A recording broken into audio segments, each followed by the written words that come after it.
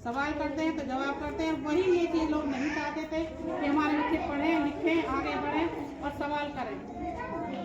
आगे सवाल करेंगे तो इन लोगों को लगेगा कि अगर ये पढ़ लिख जाएंगे, बड़े अधिकारी बन जाएंगे तो हमारी गुलामी कौन करेगा, हमारी गुलामी कौन करेगा, तो हमारी नौकरी कौन करेगा। वो लोग यही नहीं चाहते, इसलिए उन्होंने सबसे जो पहला प्रतिबंध लगाया हमारी पढ़ाई पर लगाया। हमारे बच्चों को नशे की तरफ झोंक दिया ताकि नशे में धूप पड़े रहें और ना वो पढ़ाए ना लिखें। जब नशे में रहेंगे तो माँ बाप भी परेशान, घर परेशान, घर नर्क बन जाता है। नरक से बचने के लिए सबसे पहले अपने आप को नशे से, आज यहाँ से सभी बच्चे कसम खा के जाएंगे कि हम किसी भी नशे की तरफ नहीं झुकेंगे, क्योंकि नशा जो है सभी दुखों का कारण है। उससे माँ बाप आपके परेशान, जो माँ बाप अच्छे अच्छे सपने देखते हैं कि भाई हमारे बच्चे पढ़ेंगे लिखेंगे आगे बढ़ेंगे, उनके सपने बेकार हो जाते हैं, माँ बाप की जिंदगी बेकार हो जाती है।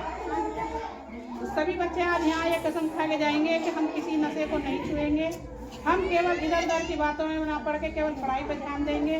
हम पढ़ेंगे लिखेंगे, अपने माँ बाप का और अपने समाज का नाम रोशन करेंगे। इसी को मैं अपनी वाणी को विराम देते हुए सभी को मेरा नमस्कार, जय हिंद। तो हम माता सावित्रीबाई फुले की पुण्यतिथि पर उनकी यादों में बैठे हैं, बातें कर रहे हैं। तो ये ज्योतिबा फुले की पत्नी थी और जब इनकी शादी हुई थी तो छोटे थे ये और अनपढ़ थी। सावित्रीबाई फुले पढ़ी लिखी नहीं थी उस टाइम। ज्योतिबा फुले पढ़े लिखे थे। जब उन्होंने समाज में देखा कि औरतों की क्या दयनीय स्थिति है, कितना बुरा इनके साथ होता है, तब उन्होंने अपनी बीवी को खुद पढ़ाया, अपने घर में पढ़ाना शुरू किया। अपने परिवार से अलग होकर, परिवार वाले सहमत नहीं थे पढ़ाने के लिए, उनसे लड़ झगड़ के इन्हें पढ़ाया। जब ये पढ़ लिख गई तो फिर इनमें जागृति आई कि भाई जब मैं पढ़ लिख गई तो मेरी समाज की ये जितनी भी और महिलाएं हैं उनका भी उद्धार करना चाहिए। तो उनका उद्धार कैसे हो, जब तक उनके पास शिक्षा नहीं जाएगी तो उनका उद्धार नहीं हो सकता। तो फिर जैसा कि अभी हमारे सभी साथियों ने बताया कि वो जब स्कूल खोला इन्होंने, जब ये पढ़ाने जाती थी तो लोग इनके ऊपर गोबर फेंक के मारते थे, है ना। फिर भी ये इन्होंने पढ़ाना नहीं छोड़ा और छोटी छोटी बच्चियों को और सबको पढ़ाना शुरू करा। तो इसीलिए हम इन्हें शिक्षा की देवी कहते हैं। जैसे लोग कहते हैं ना सरस्वती शिक्षा की देवी है, वो नहीं है।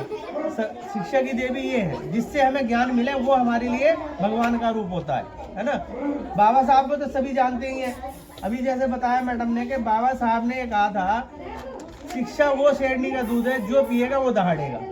मतलब शिक्षा ही हमारे जीवन का सबसे बड़ा उद्देश्य है। अगर शिक्षा हमारे पास नहीं है तो हम बेकार है। अब हमें मान लो हमें एक छोटी सी बात है, हमें खाना बनाना नहीं आता, हमें उसकी जानकारी नहीं है और हमारे आसपास कोई नहीं है, हम क्या करेंगे, भूखे रह जाएंगे। और जब हम कुछ कर नहीं पाएंगे तो हमारे साथ क्या होगा, हम उस स्थिति में बीमार पड़ जाएंगे, कुछ भी हो जाएगा हमारे साथ। लेकिन अगर हमें आता होगा तो हम बना लेंगे और उसे खा भी लेंगे, तो हमें ताकत भी आएगी। तो ऐसे ही शिक्षा है कि हम अगर शिक्षा को अच्छी तरह से ध्यान से ग्रहण करेंगे तो हमारा जीवन उज्ज्वल और भविष्य भी हमारा अच्छा होगा। हम आज मान लो हमारे माँ बाप गरीब हैं, ठीक है, आज हम पढ़ेंगे और हम पढ़ लिख के हम कुछ बन गए तो हमारा भी जीवन सफल हो गया और हमारे माँ बाप का भी जीवन सफल हो गया। यही माँ बाप के लिए मेरा ये कहना है कि चाहे एक रोटी कम खा लो, सब्जी ना हो नमक से खा लो, लेकिन बच्चों को पढ़ाने का प्रयास हमेशा करना चाहिए, बच्चों को पढ़ना चाहिए। लेकिन जब माँ बाप पढ़ा रहे हैं बच्चों को तो बच्चों का ये फर्ज है तो उन्हें पढ़ना चाहिए, ध्यान से पढ़ना चाहिए, अपने स्कूल में अच्छे नंबर लाने चाहिए, अपने माँ बाप का नाम रोशन करना चाहिए, है ना। तो आज सब लोग ये संकल्प करके जाएंगे कि हमें अच्छे से पढ़ना है, अपने माँ बाप का नाम रोशन करना है, अपने मोहल्ले का नाम रोशन करना है, अपना नाम रोशन करना है हमें, है ना। इसी के साथ सभी को जय भीम, नमो बुद्धाय।